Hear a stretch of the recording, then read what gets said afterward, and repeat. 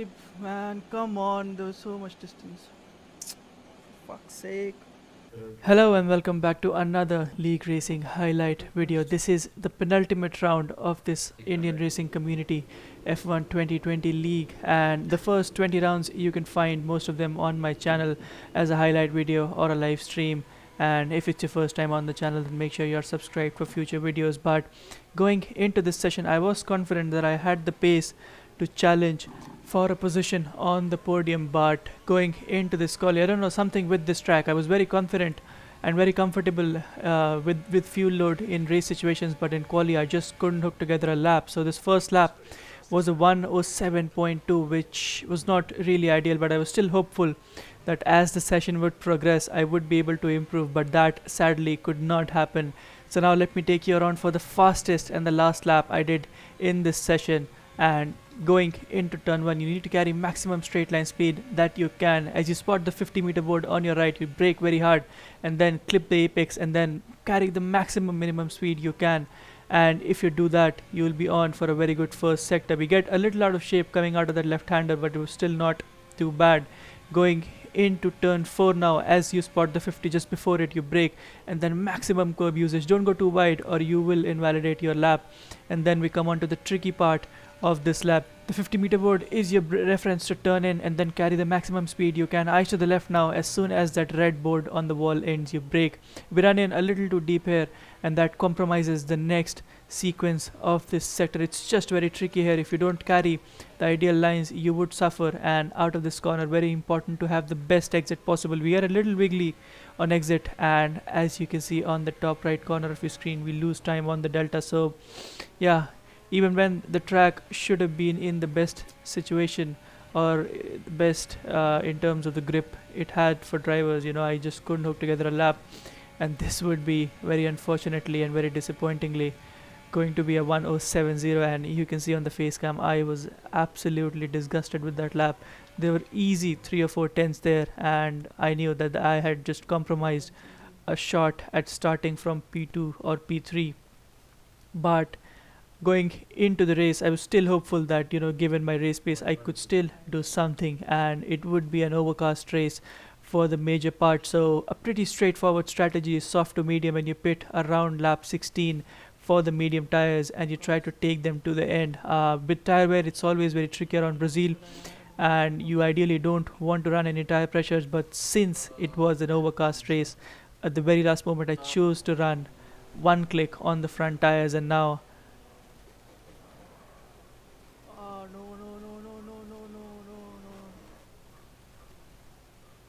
why, man? Come on, there was so much distance.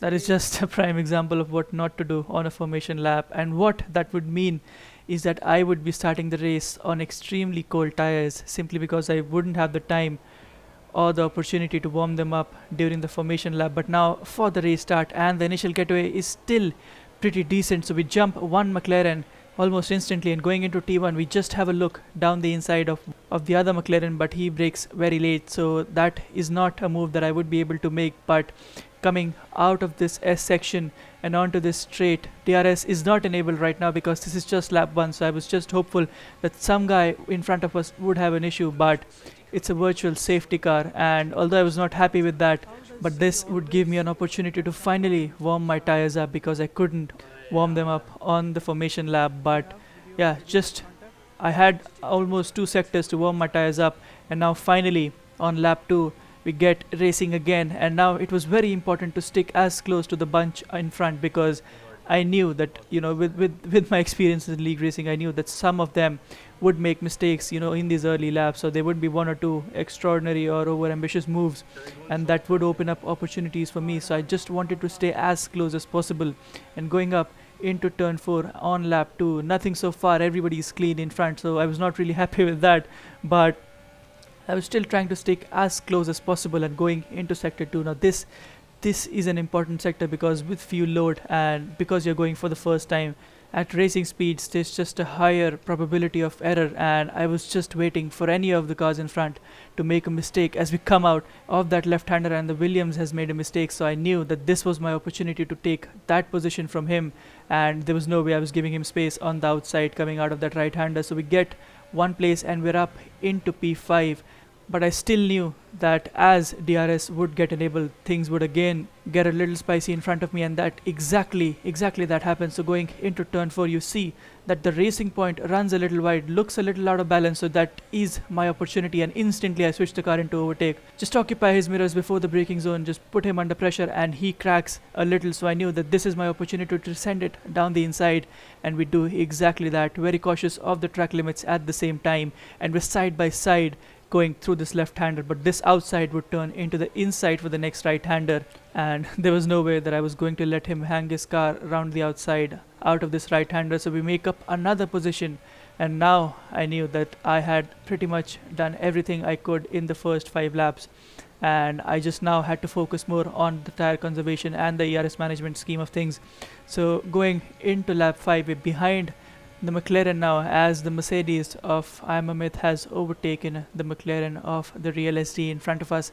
So I knew that I had to get past really quickly as well, but at the same time I just didn't want to use as much ERS or abuse my tires too much. But lap 9, and I finally think that this is when I had the pace advantage, and I was kind of getting slowed down by the McLaren in front. So out of that left-hander, instantly went to overtake and trying to put him under pressure for this next right-hander, hoping that he runs wide, but he controls the car well.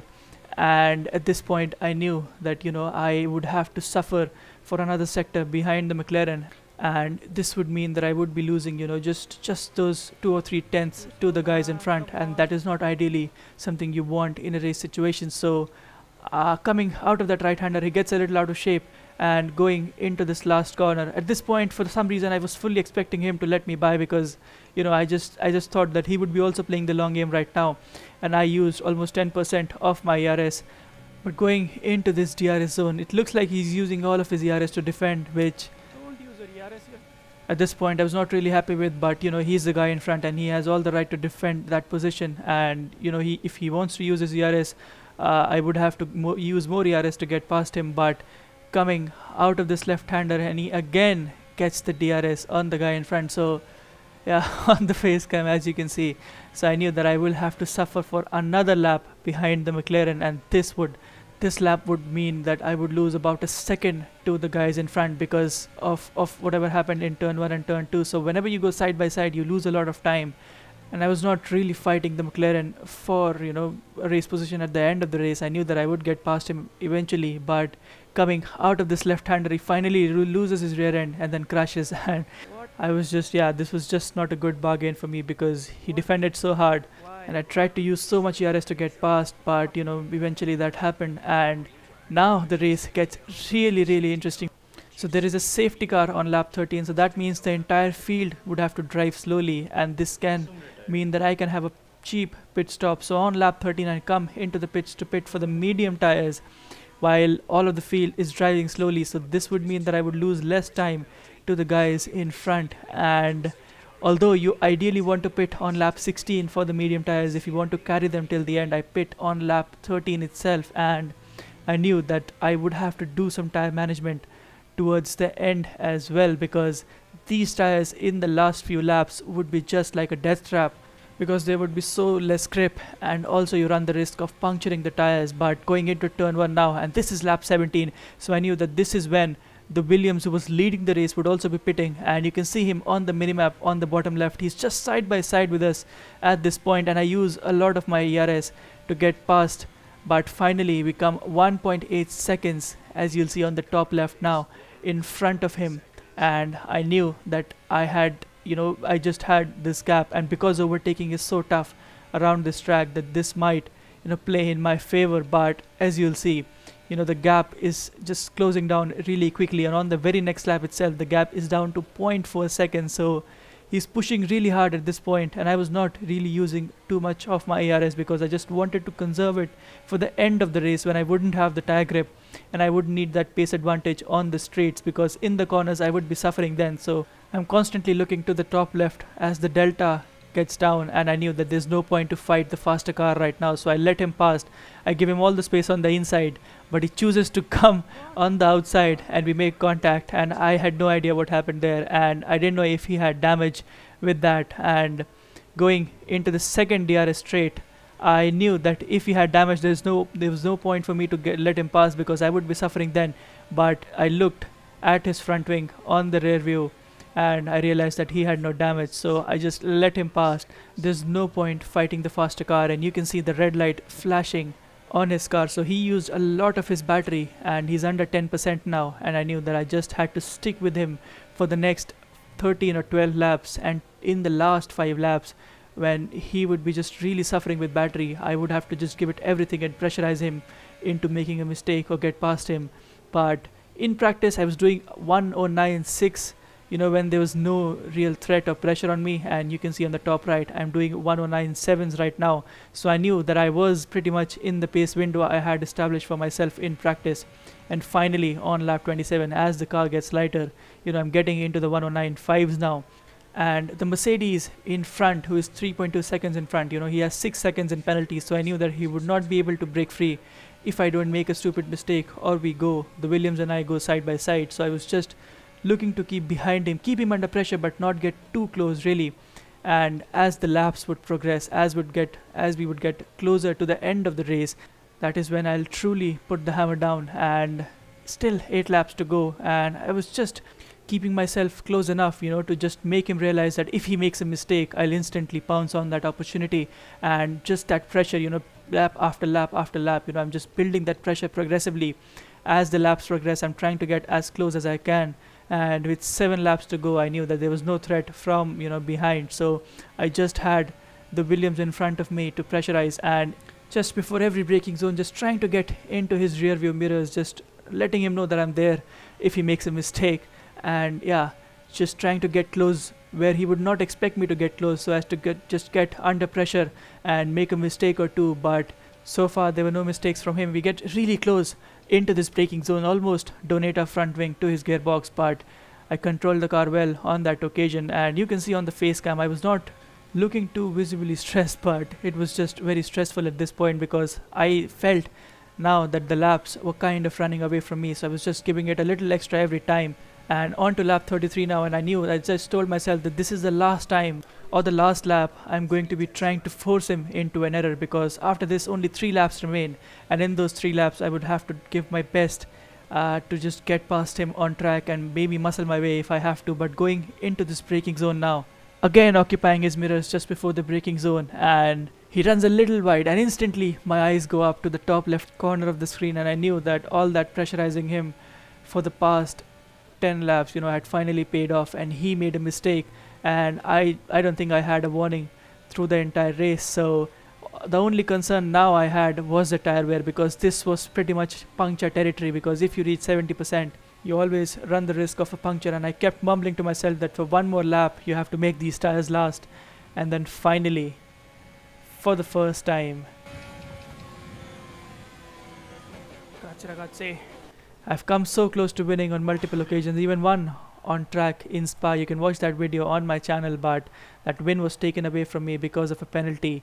But now this race, I knew that this was a comprehensive victory, and I just, there was nothing that could take this win away from me. But feels good to have finally won. As for the league, I have finished P2 in the league, because I was just consistently on the podiums without a victory. But the final race of this league happened last Saturday, and you can watch that live streamed on my channel. But thank you for watching, thank you for staying till the end if you have, and do not forget to give this one a thumbs up, and also subscribe to the channel. Do all the good stuff. Let me know in the comment section what your thoughts are, and until the next time, until the next video, until the next live stream, just stay safe, stay healthy, and I will see you in the next one.